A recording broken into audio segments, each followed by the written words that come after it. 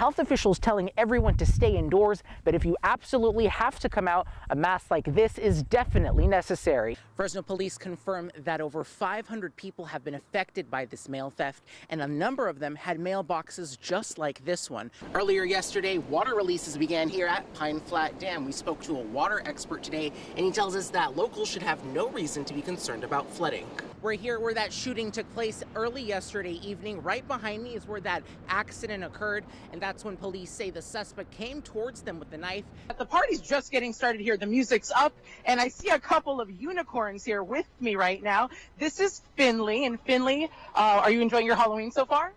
Those private security officers will be locking the gates of the park at 10 p.m. and will be patrolling the entire area until 6 in the morning. Hey, Cruz. Hey, Clayton. Is it a bird? Is it a plane? No, it's Photoshop Man, and he's here with us to talk about a very special event tomorrow. During the day, it's pretty quiet. But once the gates close in the evening, there's a growing issue at Woodward and Roding Park. Well, you see people who are engaged in criminal behavior, drug behavior, homeless people setting up encampment. City Councilman Gary Bredefield and the Fresno City Council now have a solution for it. A $67,000 3-year contract for a private security company to patrol the parks during the after hours. The main job over there at the parks is to lock the parks at 10 p.m. and reopen it until at 6 o'clock in the morning, and enforce the curfew, and also enforce any kind of any illegal activities through the park. Mike Sofwat's team at Falcon Private Security have been contracted by the city to take on this task. Although calls have been slow during the winter season, he's expecting a higher number once the summer arrives. This is one of the main important parks to be secured. And also because this park has a lot of people around the year. Bredefield believes that the security team will not only reduce the crime that happens at the parks, but will give the police an extra hand. Well, it frees up the police. The police can now be in the neighborhoods, which is what we want them to be. They are basically the ears and eyes for the police. The plan is to improve safety full circle, both inside and outside the park. Public safety is our number one priority, and park safety is part of that. And so this is a win-win for everybody. Those private security officers will be locking the gates of the park at 10 p.m. and will be patrolling the entire area until 6 in the morning. But at any time, if you see something suspicious, you're always encouraged to report it. In Woodward Park, Razmik Cañas, ABC 30 Action News. I am suddenly myself again.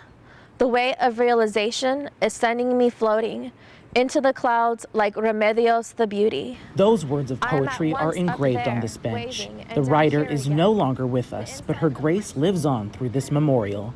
Mia Barraza Martinez was a thriving writer, artist, and educator here at Fresno State, but her life suddenly ended in a car crash in 2016. Magda Gilwicks is the director of the Writing Center where Mia was a tutor. She wanted to create something that would continue to showcase Mia's spirit.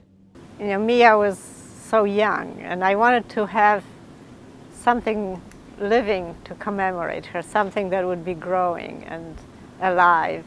So a valley oak tree was planted here with a plaque that honors Mia with 4 very distinct words. It says campesina, it says Chicana, it says activist, it says poet.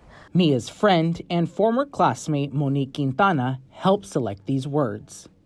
This was a lot of language that she used to talk about herself and to talk about her art and talk about all the things that the community gave her. Another element of the bench is these tiles here at the top. They not only represent Mia, but her family history.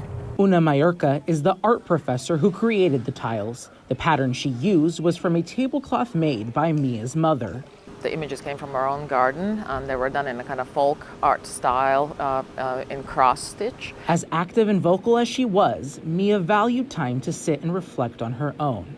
A place like this would have been ideal. Especially like if you're a writer, especially if you're a poet, a lot of times people think of you in a public capacity. And I think I'll always treasure all those quiet moments when I saw her really kind of being with herself and reflecting.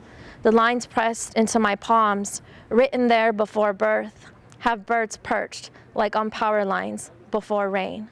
And like her poetry, her legacy will live on. Razmik Cañas, Fresno State Focus. There's a new major on campus, and you can only find it at Fresno State. Forensic Behavioral Sciences, or as they like to call it, FBS, will be a new bachelor's degree offered this fall. There's nothing like it in the country. FBS looks at the criminal mind and how their actions affect different parts of society, like law and business. Senior Diana Krivobach chose FBS because of the wide variety of topics that are explored. It's a really good program for those people who may not maybe know what they want to go into, but maybe know that they want to go into something to deal with law or with, understanding human behavior specifically. It was originally one of the 4 concentrations within the criminology program, but after over a decade of planning, FBS will be its own degree. So if you want to come to Fresno State and get a degree in criminology, you would pick corrections, law enforcement, or victimology, one of those options, or you could choose the new Forensic Behavioral Sciences degree. Forensic psychologist Dr. Candace Grappick is coordinating the new program with the mission to have multiple subjects cross over in the coursework. If we really want to understand criminal behavior in particular, any behavior really, we have to take an interdisciplinary approach, including psychology, biology, and anthropology.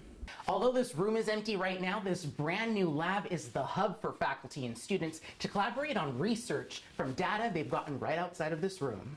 And I really want to focus my research on specifically like the biological side of psychopathy and these different types of offenders, just to see if there is possibly some type of genetic marker or mutation that occurred in order for this to occur. With a new area of study, students like Krivobach have the opportunity to explore the criminal mind like never before. At Fresno State, Razmik Cañas, ABC 30 Action News.